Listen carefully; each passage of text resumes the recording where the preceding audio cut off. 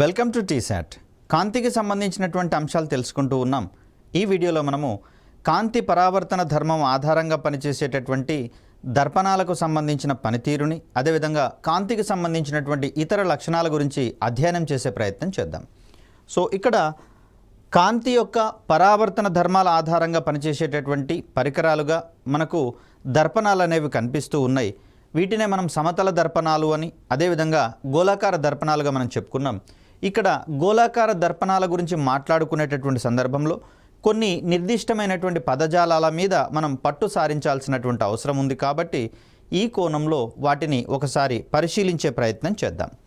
So ఇక్కడ గమనిస్తే మనకు పిక్చర్లో హారిజాంటల్గా కనిపిస్తున్నటువంటి ఈ లైన్ ఏదైతే ఉందో దీన్ని ప్రధాన అక్షము లేదా ప్రిన్సిపల్ యాక్సిస్గా మనం చెప్తాం. సో ఇక్కడ ప్రధాన అక్షం అనేది మనకు గోళాన్ని ఒక బిందువు దగ్గర టచ్ చేస్తుంది. ఈ బిందువునే మనము పోల్ అనేటటువంటి పేరుతో పిలుస్తాం. పోల్, దీన్నే మనము కేంద్రము అనేటటువంటి అంశంగా మనం చెప్తాం, లేదా ధ్రువము అనేటటువంటి పదంగా మనం చెప్తాం. సో ఇక్కడ మనం జాగ్రత్తగా గమనిస్తే మనకు దర్పణం అనేది ఇక్కడి నుంచి ఇక్కడి వరకు మాత్రమే ఉంది. ఈ దర్పణం యొక్క రెండు చివరలను వెనకకు పొడిగించినటువంటి సందర్భంలో ఇది ఒక గోళాకారాన్ని సంతరించుకుంటుంది. కాబట్టి ఈ గోళం యొక్క కేంద్రం ఏదైతే ఉందో ఆ కేంద్రాన్ని దర్పణం యొక్క వక్రత కేంద్రంగా మనం పరిగణించే ప్రయత్నం చేస్తాం. అంటే కంప్లీట్ స్పియర్ ఇక్కడ మనకు కనిపిస్తూ ఉంటే దీని యొక్క సెంటర్ మనకు ఇక్కడ కనిపిస్తుంది చూడండి. ఈ కేంద్రం అనేది వాస్తవానికి పూర్తి గోళం యొక్క కేంద్రంగా మనం చూస్తాం. ఈ గోళంలోనే మనం తీసుకున్నటువంటి దర్పణం ఒక భాగం. కాబట్టి ఇక్కడ మనకు గోళాకారం కనిపించకపోయినా కూడా ఈ దర్పణం యొక్క వక్రతా కేంద్రంగా అదే సిని మనం పరిగణించే ప్రయత్నం చేస్తాం.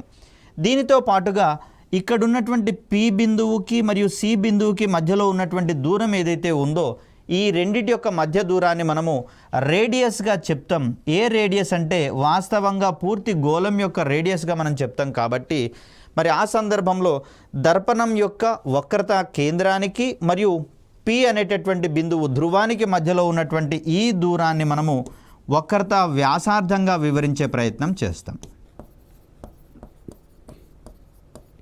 సో దీని తర్వాత తెలుసుకోవాల్సిన మరొక కాన్సెప్ట్ ఏంటి అంటే ఈ దర్పణం మీదికి సమాంతరంగా ఉండేటటువంటి కాంతి కిరణాలు, అంటే ప్రధాన అక్షానికి సమాంతరంగా ఉండేటటువంటి కాంతి కిరణాలు దర్పణం మీద పతనమైన తర్వాత అవి ఏ బిందువు వద్దకైతే కేంద్రీకరించబడతాయో ఈ బిందువుని మనం ఇక్కడ ఎఫ్ అనేటటువంటి సంకేతంతో సూచిస్తాము. ఈ ఎఫ్ని మనము ఫోకల్ పాయింట్ నాభి అనేటటువంటి పేరుతో పిలుస్తాం. మరి ఈ సందర్భంలో పి నుండి ఎఫ్కి ఉన్నటువంటి మధ్య దూరం ఏదైతే ఉందో దీన్ని మనము నాభ్యాంతరము అనేటటువంటి పేరుతో పిలుస్తాం. సో ఇక్కడ ఈ దూరాలను గణించేటటువంటి క్రమంలో ఒక నిర్దిష్టమైనటువంటి సంప్రదాయాలను మనం పాటించాల్సి వస్తుంది. ఏంటంటే ఇక్కడ కాంతి కిరణాలు ఏ డైరెక్షన్లో అయితే పతనం అవుతాయో అదే డైరెక్షన్లో మనము దూరాలను కొలవవలసి ఉంటుంది. At the same time P నుంచి మాత్రమే మనము దూరాలను కొలవాల్సినటువంటి అవసరం ఉంటుంది. వాస్తవానికి మనకు సి నుంచి పి మధ్యలో ఉన్నటువంటి దూరాన్ని కనుక కొలిచే సందర్భంలో జీరోని మనం సి దగ్గర పెడతాము. అలా దీనికి సంబంధించినటువంటి దూరాన్ని కొలిచే ప్రయత్నం చేస్తాం. కానీ మనం జీరో పెట్టాల్సింది ఎక్కడ అంటే పి బిందువు దగ్గర దూరాన్ని పెట్టి దీని నుంచి ముందు దిశలో కానీ వెనుక దిశలో కానీ దూరాన్ని కొలిచేటటువంటి ప్రయత్నం చేస్తాం, అక్కడ ఉన్నటువంటి బిందువుల యొక్క స్థానాన్ని బట్టి. మరి ఇక్కడ సి అనేటటువంటి బిందువు పి అనేటటువంటి ఈ బిందువుకి వెనక వైపున ఉంది లేదా ఎడమ వైపున ఉందని చెప్పేసి చెప్పుకున్నప్పుడు కాంతి కిరణాలేమో మనకు ఎడమ నుంచి కుడివైపుకి ప్రసారం అవుతుంటే ప్రయాణిస్తూ ఉంటే దూరాన్ని కొలిచేటటువంటి క్రమంలో మనము కుడి నుంచి ఎడమకు కొలుస్తూ ఉన్నాం. అంటే మనకు ముందు వైపుకి కాంతి కిరణాలు పోతున్నటువంటి క్రమంలో దూరాన్ని కొలిచే క్రమంలో మనం వెనకకు వస్తున్నాం. కాబట్టి ఈ సందర్భంలో ఆ దూరం యొక్క కొలతను మనము రుణాత్మకంగా తీసుకోవాల్సి వస్తుంది. కాంతి కిరణాల మార్గంలోనే మనము దూరాలని గనక కొలుస్తూ ఉంటే ఆ దూరాలను మనము పాజిటివ్గా తీసుకుంటాము. కాంతి కిరణాలు పతనమయ్యేటటువంటి దిశకు ఆపోజిట్లో గనక తీసుకుంటే దాన్ని మనము రుణాత్మకంగా తీసుకోవాల్సి వస్తుంది. మరి ఈ సందర్భంలో రేడియస్ ఆఫ్ కర్వేచర్ని కనుక తీసుకుంటే మనకు అంటే వక్రత వ్యాసార్థాన్ని కనుక మనం గమనించాలి అంటే ఇక్కడ పి బిందువు నుంచి వెనక్కి రావాల్సి వస్తుంది. పతన కిరణాలకు వ్యతిరేక దిశలో మనం కొలుస్తూ ఉన్నాం కాబట్టి ఈ సందర్భంలో రేడియస్ని మనము రుణాత్మకంగా పరిగణించాల్సి వస్తుంది. మనకు వాస్తవానికి మ్యాథమెటిక్స్లో చెప్పుకుంటాము కొలతలు ఏవి కూడా రుణాత్మకంగా ఉండవు అని చెప్పేసి అనుకుంటాం. కానీ ఇక్కడ రుణాత్మక సంజ్ఞ అనేటటువంటిది మనకు డైరెక్షన్ని సూచించే ప్రయత్నం చేస్తుంది. లేదా ఆ వస్తువు యొక్క దూరాలను కొలిచేటటువంటి క్రమంలో మీరు పతన కిరణాల యొక్క దిశలో ఉన్నారా లేదా వ్యతిరేక దిశలో కొలుస్తున్నారనేటటువంటి అంశాలను ఇది మనకు వివరించే ప్రయత్నం చేస్తుంది. సో ఈ ధర్మాల ఆధారంగా మనం కొన్ని విషయాలను మాట్లాడుకోవాల్సి ఉంటుంది. సో ఇక్కడ ధ్రువానికి సంబంధించి గోళాకార దర్పణాల వక్రతలాన్ని ప్రధాన అక్షం ఏ బిందువు వద్ద అయితే ఖండిస్తుందో దాన్ని మనము ధ్రువం అంటున్నాం. వక్రతా కేంద్రం అంటే గోళాకార దర్పణాలను ఏ గోళం నుంచి అయితే తయారు చేశారో ఆ గోళం యొక్క కేంద్రాన్ని దర్పణం యొక్క వక్రతా కేంద్రము సి అనేటటువంటి అక్షరంతో చూపిస్తాం. వక్రతా వ్యాసార్థం విషయానికి వస్తే గోళాకార దర్పణాలను ఏ గోళం నుంచి అయితే తీసుకుంటామో ఆ గోళం యొక్క వ్యాసార్థాన్నే మనము గోళాకార దర్పణం యొక్క వ్యాసార్థంగా మనం చెప్తాం. దీన్నే మనము రేడియస్ ఆఫ్ కర్వేచర్గా మనం మాట్లాడినాం. దీని తర్వాత నాభి అనేటటువంటి బిందువు గురించి ప్రధాన అక్షానికి సమాంతరంగా గోళాకార దర్పణాలపై పతనమైనటువంటి కాంతి కిరణాలు పరావర్తనం చెందిన తర్వాత ఏ బిందువు వద్దకైతే కేంద్రీకరించబడతాయో కేవలం సమాంతర కిరణాలు మాత్రమే, ప్రధాన అక్షానికి సమాంతరంగా పోయే కిరణాలు మాత్రమే ఏ బిందువు వద్దకైతే కేంద్రీకరించబడతాయో ఆ బిందువుని మనము నాభి అంటాము. నాభి నుంచి ధ్రువానికి మధ్య ఉన్నటువంటి దూరాన్ని కావచ్చు, నాభి నుంచి వక్రతా కేంద్రానికి మధ్య ఉన్నటువంటి దూరాన్ని కావచ్చు, రెండు కూడా సమానంగా ఉంటాయి కాబట్టి ఈ విలువను మనము నాభ్యాంతరంగా మనం చెప్తాం. ఇక్కడ వక్రతా వ్యాసార్థము r అనుకున్నప్పుడు ఇక్కడ ఎఫ్ అనేది మధ్యలో ఉంటుంది కాబట్టి ఫోకల్ లెంత్ విషయానికి వచ్చేసరికల్లా వక్రతా వ్యాసార్థంలో సగం కొలతను మనము నాభ్యాంతరంగా చెప్తాము. సో అలా F is equal to r/2 అని కానీ లేదా r is equal to 2f అంటే నాభ్యాంతరం ఇచ్చినప్పుడు దాన్ని డబల్ చేసినట్లయితే ఆ గోళం యొక్క లేదా దర్పణం యొక్క వక్రత వ్యాసార్థం అనేది వస్తుంది. ఒకవేళ వక్రత వ్యాసార్థాన్ని ఇచ్చినప్పుడు దాన్ని సగం చేసినట్లయితే మనం ఇక్కడ నాభ్యాంతరాన్ని కనుగొనేటటువంటి ప్రయత్నం చేయవచ్చు. సో అలా r/2 అంటే వక్రత వ్యాసార్థానికి నాభ్యాంతరానికి మధ్య ఉన్నటువంటి రిలేషన్ని మనం r/2 ఈజ్ ఈక్వల్ టు ఎఫ్గా లేదా r ఈజ్ ఈక్వల్ టు 2fగా మనం గమనించవచ్చు. సో ఇవి ప్రాథమిక పరిజ్ఞానాలుగా మనం చూస్తాం. ఇక కుంభాకార దర్పణాలను ఎక్కడ వాడతామనేటటువంటి కోణాన్ని కనుక చూస్తే వాహనాలలో వెనక వచ్చేటటువంటి వాహనాలను గమనించడానికి గాను ఉన్నటువంటి రియర్ వ్యూ మిర్రర్స్ ఏవైతే ఉన్నాయో ఇవన్నీ కూడా కుంభాకార దర్పణాలుగా మనం చెప్తాం. అదేవిధంగా క్రాస్ రోడ్స్ వద్ద వాహనాల రాకపోకలను గమనించేటటువంటి క్రమంలో అంటే ఇక్కడ క్రాస్ రోడ్స్ వద్ద కావచ్చు లేదా కొన్ని షార్ప్ బెండ్స్ ఉంటాయి కదా, మరి ఈ సందర్భంలో ఎదురుగా మనం ప్రయాణిస్తున్నటువంటి క్రమంలో ఎదురుగా వచ్చే వాహనాలు గమనించడానికి కాను ఈ మూల దగ్గర కుంభాకార దర్పణాలను అమర్చడం అనేది జరుగుతుంది. తద్వారా మనం జాగ్రత్తగా డ్రైవింగ్ చేసుకుంటూ వెళ్ళడానికి అవకాశాన్ని కల్పిస్తాయి. కుంభాకార దర్పణాలు ఎల్లప్పుడూ కూడా నిటారైనటువంటి మిథ్యా ప్రతిబింబాలను ఏర్పరుస్తాయి. మిథ్యా ప్రతిబింబం ఎప్పుడు కూడా నిటారుగా ఉంటుంది, ఇది దీని యొక్క ధర్మం. అదేవిధంగా వస్తువు యొక్క పరిమాణం కంటే పెద్ద పరిమాణంలో ఉంటుంది. వస్తువు పరిమాణం కన్నా అధిక పరిమాణం అని చెప్పేసి అంటాం. దీని తర్వాత మిథ్యా ప్రతిబింబాలను తెర మీద పట్టలేము.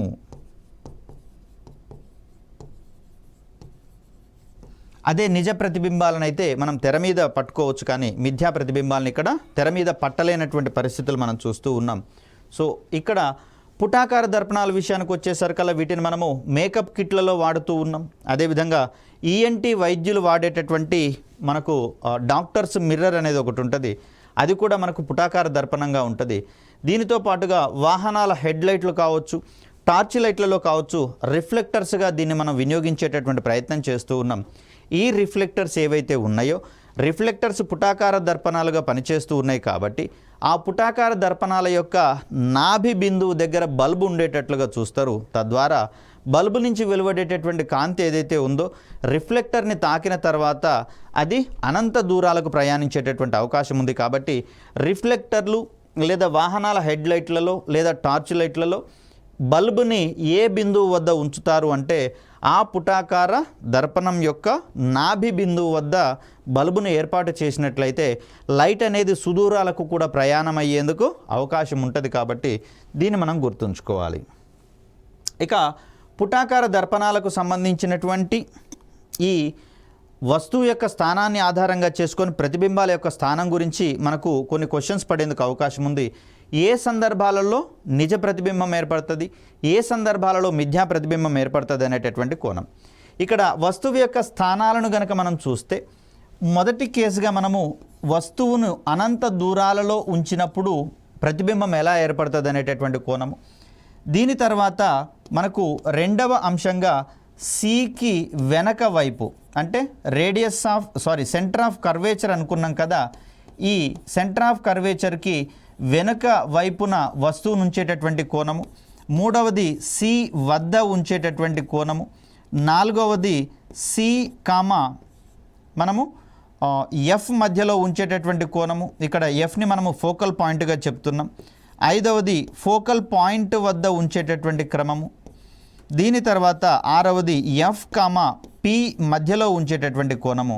ఈ 6 రకాలైనటువంటి వస్తువు యొక్క స్థానాలను ఆధారంగా చేసుకొని మనం ప్రతిబింబాలను అధ్యయనం చేయాల్సి వస్తుంది. మరి ఈ సందర్భంలో మనకు మిథ్యా ప్రతిబింబం ఏర్పడేటటువంటి ఒకే ఒక కోణము ఎక్కడ అంటే పుటాకార దర్పణాల యొక్క నాభికి మరియు ధ్రువానికి. అంటే ఇక్కడ 6th కేసులో మాత్రమే మనకు మిథ్యా ప్రతిబింబం ఏర్పడుతుంది. మిగిలిన 5 కేసెస్ ఏవైతే ఉన్నాయో ఈ 5 కేసెస్లలో మనకు నిజమైనటువంటి ప్రతిబింబాలు మాత్రమే ఏర్పడేటందుకు అవకాశం ఉంది. సో ఆ కోణాన్ని ఇక్కడ మనం చూడాలి. సో ఇక్కడ మనం జాగ్రత్తగా గమనిస్తే ఇక్కడ సెంటర్ అనేది కనిపిస్తుంది, ఇక్కడ ఫోకల్ పాయింట్ కనిపిస్తుంది.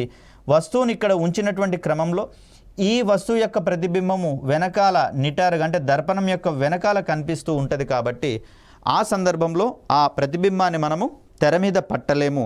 మిగిలిన అన్ని సందర్భాల్లో అంటే అనంత దూరంలో ఉన్నప్పుడేమో మనకు పాయింట్ ఇమేజ్ అనేది ఏర్పడుతుంది ఎట్ ఎఫ్ వద్ద. ఫోకల్ పాయింట్ దగ్గర ఈ ప్రతిబింబం అనేది ఏర్పడుతుంది. సో సి వెనక వైపున గనక మనం వస్తువుని ఉంచినట్లయితే సి వెనక వైపు ఉన్నటువంటి పరిస్థితులలో ఈ కేసులో ఈ సందర్భంలో మనకు సికి వెనక వైపు నుంచినప్పుడు ఎఫ్ మధ్యలో ఏర్పడేటటువంటి అవకాశం ఉంది. ఎఫ్కి పికి మధ్యలో ఏర్పడేందుకు అవకాశం ఉంది. సి వద్ద వస్తువు నుంచిన సందర్భంలో సి వద్దనే ప్రతిబింబం ఏర్పడేందుకు అవకాశం ఉంది. సి మరియు ఎఫ్ మధ్యలో గనక వస్తువు నుంచినట్లయితే ప్రతిబింబము సి వెనక వైపున ఏర్పడేందుకు అవకాశం ఉంది. అదేవిధంగా ఎఫ్ వద్ద గనక వస్తువు నుంచినట్లయితే ప్రతిబింబం అనేది అనంత దూరాల వద్ద ఏర్పడేందుకు అవకాశం ఉంది. ఎఫ్ మరియు పి మధ్యలో ఉన్నప్పుడు వస్తువు దర్పణం యొక్క వెనుక వైపున అది మిథ్యా ప్రతిబింబంగా ఏర్పడేందుకు అవకాశం ఉంది. కేవలము ఈ సన్నివేశంలో మాత్రమే మిథ్యా ప్రతిబింబాన్ని ఏర్పరుస్తుంది. ఇక్కడ మనం చూసేటటువంటి పుటాకార దర్పణం మిగిలిన అన్ని సందర్భాలలో నిజ ప్రతిబింబం ఏర్పడుతుంది. ఇది మాత్రమే మనకు స్థానాల దృష్ట్యా మనకు ప్రతిబింబాల యొక్క స్థానాలు కూడా మారుతున్నాయి వస్తువు యొక్క స్థానాన్ని బట్టి. సో అలా దీన్ని మనం అర్థం చేసుకోవాల్సి వస్తుంది. నెక్స్ట్ మనం చూసేటటువంటి మరొక ధర్మంగా మనకు కాంతి వక్రీభవనం అనేది కనిపిస్తూ ఉంది. పరావర్తనం అనేది ఏదైనా ఒక తలం మీద కాంతి పడి అదే తలంలోకి వెనక్కి మళ్ళితే దీన్ని మనము పరావర్తనంగా చెప్తూ ఉన్నాం. మరి వక్రీభవనం అనేది 2 యానకాల మధ్య సంభవించేటటువంటి ఒక దృగ్విషయంగా దీన్ని మనం చూస్తాం. కాంతి ఒక తలం నుండి మరొక తలానికి లేదా ఒక యానకం నుండి మరొక యానకానికి ప్రయాణించేటటువంటి క్రమంలో ఆ 2 తలాల సరిహద్దు వద్ద లేదా 2 యానకాల సరిహద్దు వద్ద వంగి ప్రయాణించేటటువంటి ధర్మము. వంగి ప్రయాణించేటటువంటి ధర్మము దీన్నే మనము కాంతి వక్రీభవనంగా చెప్తాం. దీనివల్ల అనేకమైనటువంటి సహజ భౌతిక దృగ్విషయాలు ఏర్పడేందుకు అవకాశం ఉంది. కాబట్టి మరి దీన్ని మనం ఇంపార్టెంట్ ఏరియాగా చూస్తాం. మరి ఇలా ఎందుకు వంగి ప్రయాణిస్తుంది అంటే యానకాలు వేరువేరుగా ఉన్న సందర్భాలలో ఆ డిఫరెంట్ యానకాలలో కాంతి యొక్క వేగాలు వేర్వేరుగా ఉండేందుకు అవకాశం ఉంది. కాబట్టి ఆ కోణంలో ఆ యానకాల సాంద్రతలు మారడము, తద్వారా ఆ సాంద్రత వేర్వేరుగా ఉన్న యానకాలలో కాంతి యొక్క వేగం కూడా వేర్వేరుగా ఉండడం వల్ల ఈ కాంతి రెండిటి యొక్క సరిహద్దు వద్ద వంగి ప్రయాణిస్తుంది అనేటటువంటి ధర్మాన్ని ఇక్కడ మనం చూస్తాం. ఒక వ్యక్తి నార్మల్గా ఉన్నటువంటి రోడ్డు మీద ఎంత వేగంతో పరిగెడతాడో ఇసుకలో అంతే వేగంగా పరిగెట్టగలుగుతాడా, నీళ్ళలో అంతే వేగంగా పరిగెట్టగలుగుతాడా అంటే ఇక్కడ సాంద్రతలో తేడాలు వస్తున్నాయి కాబట్టి వేగాలు మారుతూ ఉంటాయి కాబట్టి కాంతి కూడా వేర్వేరు సాంద్రతలు ఉన్నటువంటి యానకాలలో వేర్వేరు వేగాలతో ప్రయాణిస్తుంది కాబట్టి ఈ రకమైనటువంటి దృగ్విషయం ఏర్పడేందుకు అవకాశం ఉంది. ఈ వక్రీభవనం ఎక్కడ ఏర్పడుతుంది అంటే ఆ రెండు యానకాలను డివైడ్ చేసేటటువంటి సరిహద్దు వద్ద ఏర్పడేందుకు అవకాశం ఉంది. సో ఫర్ ఎగ్జాంపుల్ ఇక్కడ చూసినట్లయితే ఇది ఒక గ్లాస్కు సంబంధించినటువంటి తలం. దీనికి ఎగువన ఉన్నది మొత్తము గాలి మాధ్యమంగా గనక మనం గమనించినట్లయితే మరి ఈ సందర్భంలో కాంతి ఒక బిందువు వద్ద పతనమైనటువంటి సందర్భంలో దీన్ని దాని యొక్క నార్మల్గా మనం చూస్తూ ఉన్నాం. సో ఇక్కడ కాంతి పతనమైనటువంటి సందర్భంలో ఈ అభిలంబానికి మరియు పతన కిరణానికి మధ్యలో ఉన్నటువంటి కోణాన్ని మనము యాంగిల్ ఆఫ్ ఇన్సిడెన్స్ పతన కోణంగా మనం చెప్తూ ఉన్నాం. అభిలంబానికి ఇక్కడ రిఫ్రాక్ట్ అంటే వంగి ప్రయాణిస్తుంది కాబట్టి ఒకవేళ ఇది వంగకుండా ప్రయాణిస్తేనేమో స్ట్రైట్ పాత్లో వెళ్ళేందుకు అవకాశం ఉంది. కానీ వేగంలో తేడాలు ఉన్నాయి కాబట్టి అభిలంబానికి దగ్గరగా ప్రయాణించి వంగి ప్రయాణించేటటువంటి ధర్మంగా దీన్ని మనం చూస్తాం. సాంద్రతర యానకంలో అయితేనేమో అభిలంబానికి దగ్గరగా కాంతి కిరణం వంగుతుంది. ఒకవేళ సాంద్రత తక్కువగా ఉన్నటువంటి యానకంలోకి గనక అది ప్రవేశించినట్లయితే ఈ అభిలంబానికి కాస్త దూరంగా వక్రీభవనం చెందేటటువంటి అవకాశం ఉంటుంది. కాకపోతే ఈ వంగి ప్రయాణించడం అనేది ఇక్కడ మనకు కామన్. అభిలంబానికి దగ్గరగా ఉంటుందా దూరంగా ఉంటుందా అనేది కూడా సాంద్రతలను బట్టి ఉంటుంది. అధిక సాంద్రత ఉన్నటువంటి యానకంలోకి ప్రవేశిస్తేనేమో ఈ అభిలంబానికి దగ్గరగా అది వంగి ప్రయాణించేటటువంటి స్వభావాన్ని ప్రదర్శిస్తుంది. ఒకవేళ తక్కువ సాంద్రత ఉన్నటువంటి పదార్థాలలోకి ప్రయాణించినట్లయితే అభిలంబం నుంచి కాస్త దూరంగా అది బెండ్ అయ్యి ప్రయాణించేటటువంటి అవకాశం ఉంటుంది. సో ఈ ప్రక్రియనే మనము రిఫ్రాక్షన్గా మనం చెప్తూ ఉన్నాం. మరి ఇక్కడ కాంతి వక్రీభవనం వల్ల ఏ ఏ దృగ్విషయాలు ఏర్పడతాయి అనేటటువంటి కోణాన్ని గనక మనం చూస్తే ఇక్కడ నీటిలో సగం వరకు ముంచినటువంటి వస్తువులు వంగినట్లుగా మనకు కనిపిస్తాయి. సో ఇక్కడ గ్లాసు వాటర్లో కనుక గమనిస్తే మనకి ఇక్కడ ద్రవం యొక్క ఉపరితలం అనేది మనకు కనిపిస్తూ ఉంది. ఎగువన గాలి ఉంది, దిగువన మొత్తం వాటర్ ఉన్నటువంటి పరిస్థితులలో ఈ రెండింటిని వేరు చేసేటటువంటి ఈ సర్ఫేస్ దగ్గర పెన్సిల్ యొక్క ఆకారం చూడండి, ఇక్కడేమో వంగిపోయినట్లుగా బ్రేక్ అయినట్లుగా మనకు కనిపిస్తూ ఉంది. అదేవిధంగా నీళ్ళల్లో లేదా స్విమ్మింగ్ పూల్ ఒడ్డున కూర్చొని కాలు గనక లోపల పెట్టినట్లయితే కాలు కూడా మనకు కాస్త బెండ్ అయినట్లుగా లేదా పైకి లేచినట్లుగా కనిపిస్తుంది. దీని వెనకాల ఉన్నటువంటి కారణంగా మనం కాంతి వక్రీభవనాన్ని చెప్తాం. నీటి అడుగు భాగంలో ఉన్నటువంటి వస్తువులు కాస్త పైకి లేచినట్లుగా మనకు కనిపిస్తాయి. ఈ దృగ్విషయానికి వెనక ఉన్నటువంటి కారణంగా కాంతి వక్రీభవనాన్ని చెప్తాం. ఈ కోణంలో మనము assertion reasoning type of questions మనం చూసుకోవచ్చు. సో నీటి అడుగు భాగంలో ఉన్నటువంటి వస్తువులు పైకి లేచినట్లుగా కనపడతాయి. దీన్ని అసర్షన్ టైప్లో ఇస్తాడు, అసర్షన్ స్టేట్మెంట్గా ఇస్తాడు. రీజన్కి సంబంధించి చూస్తే ఇది ఏ ధర్మం ఆధారంగా వస్తుంది, కాంతి వక్రీభవనం వల్ల వస్తుంది కాబట్టి కాంతికి వక్రీభవన ధర్మం ఉంది అని గనక రీజన్లో ఇస్తే మరి దానికి సంబంధించి వక్రీభవనం ఉన్నప్పుడు మాత్రమే ఈ అసర్షన్కి రీజన్ అనేది సరైనటువంటి జస్టిఫికేషన్ చేస్తుందని చెప్పేసి అంటాం. సో ఇక్కడ చూడండి, వాస్తవానికి చేప ఇక్కడ కనిపిస్తోంది నీటి అడుగు భాగంలో, కానీ వక్రీభవనం వల్ల ఏం జరుగుతోంది అంటే వాస్తవానికి ఇక్కడ ఉన్నట్లుగా మనకు కనిపిస్తుంది. మరి ఇదేమో ఇక్కడ నిజంగా చేప ఉందంటే లేదు, దాని యొక్క ప్రతిబింబం మాత్రమే ఉంది. ఒరిజినల్గా చేప ఎక్కడ ఉంది అంటే అడుగు భాగంలో ఉన్నటువంటి పరిస్థితి. సో అడుగు భాగం నుంచి కొంచెం ఎత్తుకి లేదా పైకి లేచినట్లుగా కనిపిస్తూ ఉంటుంది. ఇక్కడ చేపలను పక్షులు వేటాడడంలో కూడా ఇదే ఫండమెంటల్ రూల్ పనిచేస్తుంది. ఏంటంటే ఆకాశంలో ఎగురుతున్నటువంటి పక్షికి ఈ నీటిలో ఉన్నటువంటి చేప వాస్తవమైనటువంటి లోతులో కాక కాస్త పైకి లేచినట్లుగా కనిపిస్తుంది.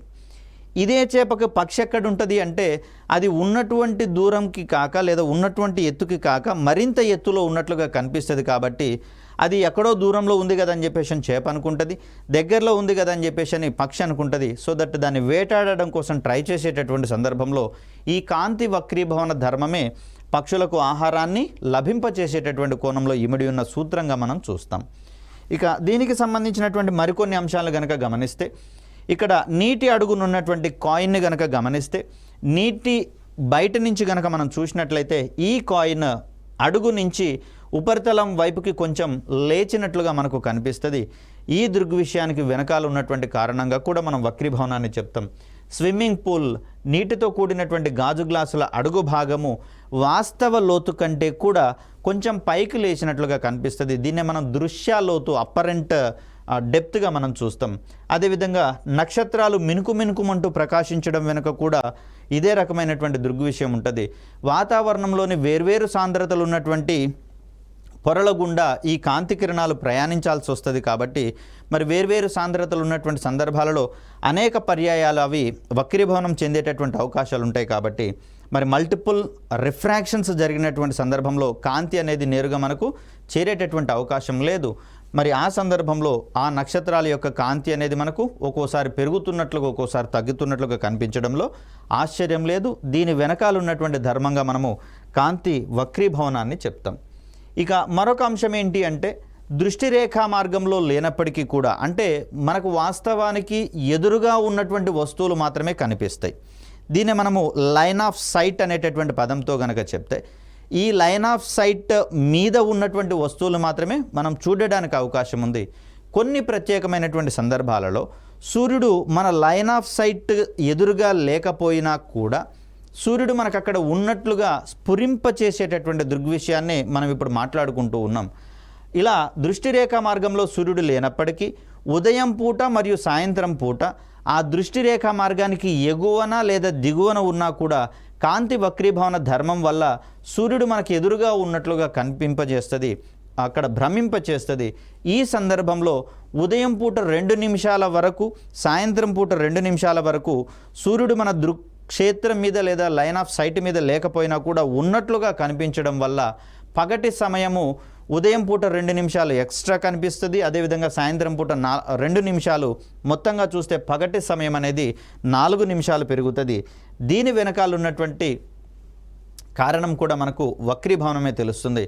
సో ఇక్కడ మనిషి నిలబడి ఉన్నాడు, ఇది తన యొక్క లైన్ ఆఫ్ సైట్ అనుకున్నప్పుడు ఇది సూర్యాస్తమయ సమయంలో లైన్ ఆఫ్ సైట్కి దిగువన సూర్యుడు కనిపిస్తున్నాడు. కానీ వక్రీభవనం అనేటటువంటి ధర్మం వల్ల సూర్యుడిగో ఇక్కడ ప్రకాశిస్తున్నట్లుగా మనకు కనిపిస్తుంది. అకస్మాత్తుగా ఇది ఇంకొంచెం దిగువకు ప్రయాణమైనటువంటి సందర్భంలో ఒక 2 నిమిషాల వరకు ఎగువనే ఉన్నట్లుగా భ్రమింపచేసి అకస్మాత్తుగా సూర్యుడు మాయమవ్వడం అనేది జరుగుతుంది. సో ఇక్కడ ఉదయించేటటువంటి సందర్భంలో చూడండి, ఇది లైన్ ఆఫ్ సైట్ అనుకున్నప్పుడు దిగువన సూర్యుడు ఉన్నటువంటి సందర్భాలలో వాస్తవ స్థానం ఇది, కానీ వక్రీభవనం వల్ల సూర్యుడు ఇక్కడున్నట్లుగా మనకు కనిపిస్తుంది. కానీ సూర్యుడు ఎక్కడున్నాడు? వాస్తవ స్థానం లైన్ ఆఫ్ సైట్ దిగువన ఉన్నాడు. ఇది మనకు కనిపిస్తుందంటే వాస్తవానికి ఈ స్థానం మనకు కనిపించదు. కానీ కాంతి వక్రీభవనం వల్ల మనకు ఒక 2 నిమిషాలు ముందుగానే సూర్యుడు ఎగువన ఉన్నట్లుగా కనిపిస్తూ ఉంటాడు. సో ఆ సందర్భంలో ఇక్కడ 2 నిమిషాలు గెయిన్ అవుతున్నాం, ఇక్కడ 2 నిమిషాలు ముందుకు వస్తున్నాం. కాబట్టి రోజు యొక్క పరిమాణం మనకు 4 నిమిషాలు పెరిగినట్లుగా మనం చూస్తాం. దీనితో పాటుగా కాగితం మీద ఏదైనా అక్షరాలను చూసేటటువంటి క్రమంలో ఆ అక్షరాల మీద ఒక గాజు పలకను గనక ఉంచినట్లయితే ఈ వక్రీభవన ధర్మం వల్ల గాజు పలకలో ఉన్నటువంటి అక్షరాలు కాస్త పైకి లేచినట్లుగా కనిపిస్తాయి. భూతద్దం వెనకాల ఉన్నటువంటి సూత్రంగా కూడా దీన్ని మనం చూస్తాం. సో ఆ మ్యాగ్నిఫైయింగ్ లెన్స్లో కూడా చూసేటటువంటి వస్తువులు అసలు పరిమాణం కంటే ఎక్కువ పరిమాణంలో కనిపిస్తాయి. దీని వెనకాల ఉన్నటువంటి కారణంగా మనం వక్రీభవన ధర్మాన్ని ఆధారంగా చెప్తాం. సో కాంతి వక్రీభవనం ఆధారంగా పనిచేసేటటువంటి పరికరాల విషయానికి వస్తే వీటిని మనం కటకాలు అని చెప్తాం, లెన్స్. సో ఈ లెన్సులు పనిచేయడంలో ఇమిడి ఉన్నటువంటి సూత్రం ఏంటి అంటే కాంతి యొక్క వక్రీభవనంగా మనం చెప్తాం. కాంతి వక్రీభవన ధర్మం ఆధారంగా పనిచేసే కటకాలను 2 రకాలుగా మనం చెప్తాం, కుంభాకార కటకాలు మరియు పుటాకార కటకాలు అనేటటువంటి 2 రకాలు. ఇక్కడ కుంభాకార కటకాలు, పుటాకార కటకాలను కనుక మనం పరిశీలిస్తే ఇక్కడ కుంభాకార కటకం కనిపిస్తుంది. చివరలు 2 కూడా నొక్కినట్లుగా కొనదేలి ఉన్నాయి. మధ్య భాగం ఉబ్బెత్తుగా ఉంటే దాన్ని మనం కుంభాకార కటకంగా చెప్తాం. ఇక్కడ చివరలు 2 ఉబ్బెత్తుగా ఉండి మధ్యలో సన్నగా ఉండేటటువంటి ఈ ఆకారాన్ని మనము పుటాకార కటకంగా మనం చెప్తాం. కుంభాకార కటకం గుండా ప్రయాణించేటటువంటి కాంతి కిరణాలన్నీ కూడా అనంతం నుంచి ప్రయాణించేటటువంటి సందర్భంలో లేదా ప్రిన్సిపల్ యాక్సిస్కి సమాంతరంగా ప్రయాణించేటటువంటి సందర్భంలో ఇవన్నీ కూడా ఒకటే బిందువు దగ్గర కేంద్రీకరించబడుతున్నాయి. కాబట్టి ఈ సందర్భంలో మనం కుంభాకార కటకాన్ని కేంద్రీకరణ కటకంగా అంటాం. దర్పణం విషయానికి వచ్చేసరికల్లా కుంభాకార దర్పణమేమో వికేంద్రీకరణ దర్పణంగా పనిచేస్తూ ఉంటే కటకాల విషయంకి వచ్చేసరికల్లా కుంభాకార కటకాలు కేంద్రీకరణ కటకాలుగా పనిచేస్తూ ఉన్నాయి, కన్వర్జింగ్ లెన్స్ అని చెప్తాం. ఇక పుటాకార దర్పణం విషయానికి వచ్చేసరికల్లా ఇక్కడి నుంచి వచ్చేసరికి ఈ ప్రధాన అక్షానికి సమాంతరంగా ఉన్నటువంటి కాంతి కిరణాలు విభిన్న దిశలలోకి వెదజల్లబడుతూ ఉన్నాయి కాబట్టి దీన్ని మనము వికేంద్రీకరణ కటకంగా చెప్తాం. అదే పుటాకార విషయానికి వచ్చేసరికల్లా దర్పణాల విషయంలోనేమో అది కేంద్రీకృతం చేసేటటువంటి ప్రయత్నం చేసింది, ఇక్కడేమో అది వికేంద్రీకృతం చేసేటటువంటి ప్రయత్నం చేస్తుంది. ఈ డిఫరెన్సెస్ మనకు ఎగ్జామినేషన్ పాయింట్ ఆఫ్ వ్యూలో ఇంపార్టెంట్గా మనం చెప్తాం. కుంభాకార కటకం కాంతి కిరణాలను ఒక బిందువు వద్దకు కేంద్రీకరిస్తూ ఉండగా పుటాకార కటకాలు కాంతి కిరణాలను విభిన్నమైనటువంటి డైరెక్షన్స్లలోకి వికేంద్రీకరిస్తాయి. సో ఇది ఒక కీ ఆస్పెక్ట్గా మనం చెప్తాం. ఇక మరొక ముఖ్యమైనటువంటి అంశంగా మనకు వక్రీభవన గుణకం అనేది కనిపిస్తుంది, రిఫ్రాక్టివ్ ఇండెక్స్గా దీన్ని మనం చెప్తాం. శూన్యంలో కాంతి వేగానికి యానకంలో కాంతి వేగానికి మధ్య గల నిష్పత్తిగా మనం వక్రీభవన గుణకాన్ని చెప్తాం. ఒక ద్రవంలో దాని యొక్క వక్రీభవన గుణకానికి సమానమైనటువంటి వక్రీభవన గుణకం ఉన్నటువంటి గాజు ప్లేటును కనుక మనం వేసినట్లయితే రెండిటి యొక్క వక్రీభవన గుణకాలు సమానం కాబట్టి నీటిని కానివ్వండి గాజు పలకను కానివ్వండి తేడాలు గమనించని పరిస్థితులలో మనం ఉంటాం. రైట్. సో ఇక్కడ ఈ ధర్మం ఆధారంగా మనము స్నెల్ నియమం అనేటటువంటి ఒక నియమం గురించి మాట్లాడుకోవాల్సి వస్తుంది. పతన కోణం యొక్క సైన్ విలువకు పరావర్తన కోణం యొక్క సైన్ విలువకు మధ్యలో ఉండేటటువంటి నిష్పత్తిని మనము వక్రీభవన గుణకం అంటాము. దీన్నే మనము mu is equal to sine i by sine r అనేటటువంటి విలువలతోటి చెప్తాం. పతన కోణం యొక్క సైన్ విలువ, వక్రీభవన కోణం యొక్క సైన్ విలువ, ఈ రెండింటి మధ్యలో ఉండేటటువంటి నిష్పత్తి మనకి ఇక్కడ పరావర్తన కాదు వక్రీభవన. దీన్ని మనము వక్రీభవన గుణకంగా చెప్తాము. వక్రీభవన గుణకం అధికంగా ఉన్నటువంటి వస్తువులు మిలమిల ప్రకాశించేటటువంటి ప్రయత్నం చేస్తాయి. అలా అత్యధిక వక్రీభవన గుణకం ఉన్నటువంటి పదార్థంగా వజ్రం అనేది మనకు కనిపిస్తుంది కాబట్టి ఈ వజ్రము మిలమిలా మెరియడంలో వెనక ఉన్నటువంటి సూత్రంగా అది అధిక వక్రీభవన కోణం ఒకటి కారణమవుతుంది. సో దీంట్లో N1 అనేటటువంటి సాంద్రత కలిగినటువంటి యానకం నుంచి N2 నుంచి N1 అనేటటువంటి రెండు యానకాలు ఇక్కడ మనకు కనిపిస్తూ ఉన్నాయి. సో దీంట్లోంచి ఒక కాంతి కిరణము ఇక్కడ N1 యానకం నుంచి N2 యానకంలోకి ప్రవేశించేటటువంటి క్రమంలో మరి వీటికి సంబంధించినటువంటి సాంద్రతలు మరియు సైన్ విలువలకు మధ్య ఉన్నటువంటి ఆ లబ్ధం ఏదైతే ఉందో రెండు యానకాలకు సంబంధించి సమానం అని చెప్పేసి అంటుంది. మరో రకంగా N1 sin θ1 = N2 sin θ2. ఇది స్నెల్ నియమం యొక్క మరొక రూపంగా దీన్ని మనం చూస్తాం. ఓకే, వక్రీభవనానికి సంబంధించి మరొక దృగ్విషయంగా సందిగ్ధ కోణము మరియు సంపూర్ణాంతర పరావర్తనాలను చెప్తాం. రైట్. సో ఇక్కడ సందిగ్ధ కోణం కావచ్చు, సంపూర్ణాంతర పరావర్తనం కావచ్చు, వాస్తవానికి సాంద్రతర యానకం నుంచి విరళ యానకంలోకి, అంటే సాంద్రత అధికంగా ఉన్న యానకం నుంచి సాంద్రత తక్కువగా ఉన్న యానకంలోకి కాంతి ప్రయాణించేటటువంటి సందర్భంలో జరిగే దృగ్విషయంగా మనం చెప్తాం. సో ఇక్కడ చూడండి, లైట్ సోర్స్ ఇక్కడ ఉంది. కాంతి కిరణం బయలుదేరేటటువంటి సందర్భంలో గాలిలోకి కొంత పార్ట్ అనేది వక్రీభవనం చెందుతుంది, మరికొంత భాగము ఇందులోనే అదే యానకంలోకి రిఫ్లెక్ట్ కావడం అనేది జరుగుతుంది. సో కాంతి కిరణము ఇక్కడ ప్రయాణించేటటువంటి సందర్భంలో పరావర్తనం జరుగుతుంది, వక్రీభవనం కూడా జరుగుతుంది. అదేవిధంగా కాంతి యొక్క మరొక కోణం విలువకు ఇక్కడ ఇన్సిడెంట్ అవుతున్నటువంటి పరిస్థితులలో ఈ యాంగిల్ మారుతున్న కొద్దీ వక్రీభవనం యొక్క యాంగిల్ కూడా మారేటటువంటి అవకాశం ఉంది. కాబట్టి ఒకానొక పతన కోణం విలువ దగ్గర ఈ కాంతి అనేది వక్రీభవనం చెందకుండా రెండింటిని వేరు చేసేటటువంటి తలం గుండా ప్రయాణించేటటువంటి ప్రయత్నం చేస్తుంది. ఎప్పుడైతే ఏ కోణం విలువ వద్దనైతే కాంతి కిరణము వక్రీభవనం చెందకుండా రెండింటిని వేరు చేసేటటువంటి తలం వెంబడి ప్రయాణిస్తుందో ఆ యాంగిల్ని మనము క్రిటికల్ యాంగిల్, సందిగ్ధ కోణము అంటాం. ఇది ఎంత ఉండవచ్చు అంటే ఆ పదార్థాలను బట్టి ఆధారపడి ఉంటుంది. కాబట్టి మరి సందిగ్ధ కోణం ఏం పని చేస్తుంది అంటే ఈ సందిగ్ధ కోణం కంటే ఎక్కువ పతన కోణం ఉన్నటువంటి సందర్భాలలో ఈ కాంతి కిరణము తిరిగి అదే యానకంలోకి పూర్తిగా పరావర్తనం చెందేటటువంటి ప్రయత్నం చేస్తుంది. అంటే ఇక్కడ మొదట్లో చెప్పుకుంటే కొంత వక్రీభవనం జరిగింది, కొంత పరావర్తనం జరిగింది. ఇక్కడ సందిగ్ధ కోణం విలువ దగ్గర చూసేసరికల్లా అటు వక్రీభవనం జరగలేదు, పరావర్తనం జరగలేదు. కానీ సందిగ్ధ కోణం కంటే మించినటువంటి పతన కోణం విలువ దగ్గర ఇక్కడ వక్రీభవనం జరగకుండా పూర్తిగా పరావర్తనం జరిగింది. కాబట్టి ఈ సందర్భంలో దీన్ని మనము సంపూర్ణ అంతర పరావర్తనము అని చెప్తాం. దీన్నే మనం టోటల్ ఇంటర్నల్ రిఫ్లెక్షన్గా మనం చెప్తాం. ఈ ధర్మం ఆధారంగా పనిచేసేటటువంటి వస్తువులుగా మనకు ఆప్టికల్ ఫైబర్ కేబుల్స్ అనేవి కనిపిస్తూ ఉన్నాయి. ఇంద్రధనుసు ఏర్పడడంలో కూడా ఇదే ప్రిన్సిపల్ కనిపిస్తూ ఉంది. కాబట్టి మరి కటకాలకు సంబంధించి, అదేవిధంగా ఈ సంపూర్ణాంతర పరావర్తనానికి సంబంధించి, ఇతర కాంతి ధర్మాలకు సంబంధించినటువంటి అంశాలను రాబోయే వీడియోలో తెలుసుకునే ప్రయత్నం చేద్దాం. Thank you.